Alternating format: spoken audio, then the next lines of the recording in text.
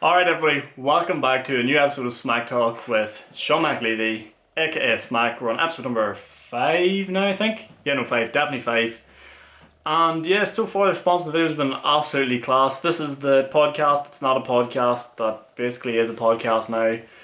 And the reason I'm actually not fully saying it's a podcast now is because I want mics, I want it to be uploaded to like proper podcast sites. For the minute, is what it is, we'll keep it going, alright? You all get the gist by now. 10 minutes of absolutely everything and anything that's on my mind. I've had some really good recommendations from people, some really good feedback from friends and stuff saying like, don't talk about coronavirus because we're all sick of it. I just can't be bothered talking about that anymore either. And I'm also going to try and include some more current events. So instead of just making it 10 minutes of me and what I've done in my week, which eventually will get stale because I'm not that exciting, I'll do a wee bit of what I've been up to, what I've been doing, and then try to do a wee current event or something, or maybe one or two at the end. So yeah, let's get into it. So, what have I been doing this week? Basically nothing. This has definitely been the worst week I've had in terms of productivity. It's been just uni work and getting assignments turned in before they're due and stuff, and group works and stuff. So, nothing too exciting. One thing I do find though, whenever I'm doing uni work and stuff, I get into referencing mode. So like you have to obviously reference all your work in university, like say who it comes from or nothing's valid and they don't care what you have to say. But something I find really find funny that I do is like I'll start doing that to my family members and people I'm talking to. So dad will come in and be like, "Oh, did you hear like the case the children can't pass on the disease?" I was, "Well, who said that? Where are you getting that from? Where's your reference?" I like ask them for like their references and like validate everything people are saying because I've had to do it for like the whole week basically and just find out where the information's coming from. And it's funny because you do realise like people just lie and tell shit. Like you just go, same Dr. Goopert on Facebook shared it, who's not even a doctor. Like, just so much Donald Trump, man, fake news out there. And like, if you don't want to be that person either that has to be like, where'd you get that from, where'd you hear? But like, if you do question one or two things, like people do crumble, like people like to talk shit. And I'm an advocate too, like I make things up, pull things out of thin air and like exaggerate situations, like everyone does it. But if you actually call people out in it, you'll soon realise there's people that do it like all the time. That's actually another thing part in the feedback. People have been saying to me, are you going to get guests on? And the answer to that, in short, is yes.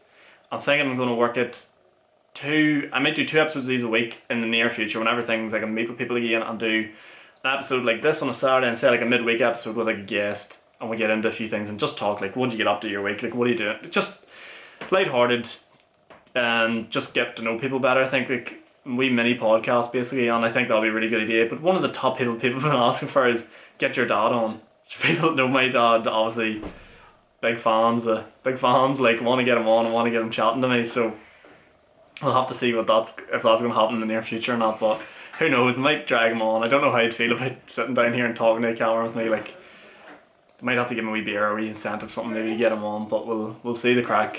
I haven't been doing anything else, but something that's been happening a lot and I've been seeing on my Instagram flat to the mat is these competitions, and it's getting to the stage now where I think we need to let the secret out of the bag. So obviously there will be a stage where I end up doing competitions for something or promote myself, and like we all know it's to get more followers and more shares and stuff, but a big secret that no one will probably tell you, and I learned from a friend actually that's in the music producing, we find out that see the competitions on Instagram, see the sharing element of it to your story, there's no way they can track that if like who's done that unless it's done within 24 hours, if that makes sense. So if you share someone's story, it gives you a notification that you can reshare the story for 24 hours. And basically if you haven't, how am I wording this?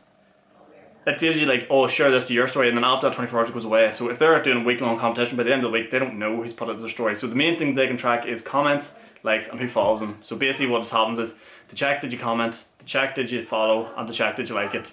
Those are 3 things that won't go away, and see if you've done or not. So please leave my timeline alone and stop with the constant sharing of competitions and stuff. Like, oh, cracking me up. Another big thing that I've realised with these competitions is as well, and people on Instagram, and this goes for me as well, this is something I've learned really recently, is if you're one of these people that are doing, this isn't going to appeal to too many people, but if you're one of these people that is promoting themselves or like selling something online or like trying to be a PT or comedian or whatever it is you want to do or promoting a podcast, you have to do whatever it is you're talking about. And that's something I've learned, and it's why I'm getting so frustrated with this situation with the stand-up. I can't physically do it. But like, the biggest PT and the biggest and probably best upcoming online coach, and no biased, within my local area is Tony McAleavey. Cousin of mine, obviously going to be biased, but he is. And the reason why he's getting so much success and he's doing so well is because he posts results. How many PTs do you see that just say, oh, set your mind it and do this and blah, blah, blah, blah, blah. Put your results up. That's your initial groundwork. If you can't show that you're getting people results, what is the point? It's the same as me. If I can't show people that I'm funny and can make you laugh, no one cares. I can put up all the motivational stuff I want, all these wee videos I want, but if I can't make you laugh, it doesn't matter. So if you're one of them people and you're like trying to get out there on the scene, results speak a lot better than all these cheesy, crappy posts trying to motivate people. And also, it doesn't work well in your favour either if it's just your friends sharing things. If you've done a really good bit of work and they share it and helps to see more eyes, yeah, brilliant. But if they're just sharing rubbish, like, you're not getting anywhere. So thought I'd just share that wee tip as well. It's something I've learned from being in this quarantine. Like, you need to get out there and you need to do it, which, as I said, for me sucks because there's no way I can physically go and get on stage and talk to people. So when the future comes, trust me, I can say it to them in the face. I'll be back. I'll be better. Oh yeah, I may as well update you on the job front.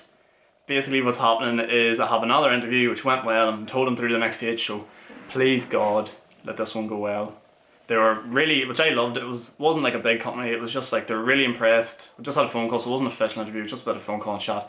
Really impressed with the fact that I'd made my own YouTube and had my own website and did blogs and stuff, and thank God, because I think these big companies see it and think a bit like, ooh, he might go off and do his own thing, he won't take direction that well, which maybe it's true, but I think I'll add value to someone's company through innovation. So if you're watching again and you want to hire someone, for the final probably minute and a bit here, I'm probably going to dive into current events. So what I seen and I thought I'd talk about this week was Kim Jong-Un. If you don't know, Kim Jong-Un apparently died, and I'm not smiling because it's funny, but so there was speculation that Kim Jong-Un had died, and then turned out he wasn't dead, but the whole like Twitter, like the world was blowing up over this. But I think my take on it is, I think what he may have done is, and I don't know, I'm not a Kim Jong-Un person or read too much into it, but what I think he might have done is, I think he might have faked all this to see how the rest of the world would react if he actually did die. And then he obviously quickly realised there's people posting memes, there's people laughing, there's people celebrating in other countries because he's dead. So I think he quickly decided then after that, like, oh hell no, screw this, I'm still alive and I'm still an absolute maniac. But personally, Ireland was very devastated. Please don't nuke us. Please don't drop bombs on us, Mr. Un. The man could have just decided to do it for a bit of crack. Like, he literally could have just decided, like, I'll just see how everyone else reacts if I pretend to disappear. I don't know. Just a thought I had. But yeah, that's my take on, like, and that's what I want to do with these wee segments. These just wee small bit of reactions to whatever bit of news is going around. I'm not going to do anything too serious, and thanks to everyone that's got in touch for these wee recommendations, because I do think they make the episodes a wee bit better. So if you have any ideas and you want to send me something, or like a wee current reaction, a wee current topic you want me to send them in for next week or something that goes on, or send it to me on Instagram, whatever, and I'll look through a few of them and think if I can come up with anything and talk about it and see what my opinion is on it. Because I actually did have a wee bit of fun thinking about how like I perceive these things. So yeah, that's going to bring us up to near enough 9.5 minutes, so better wrap this up. Any suggestion, guys, at all, ever, anytime, DM. Also, subscribe if you're new. The comment section is always open, so drop messages down there too. Like, read everything. And also, thank you so much to absolutely everyone to support. The views on the videos have been so consistent and doing so well. I'm absolutely chuffed with them. So thanks to absolutely everybody. This has been another episode of SMAC Talk. I am out. Goodbye.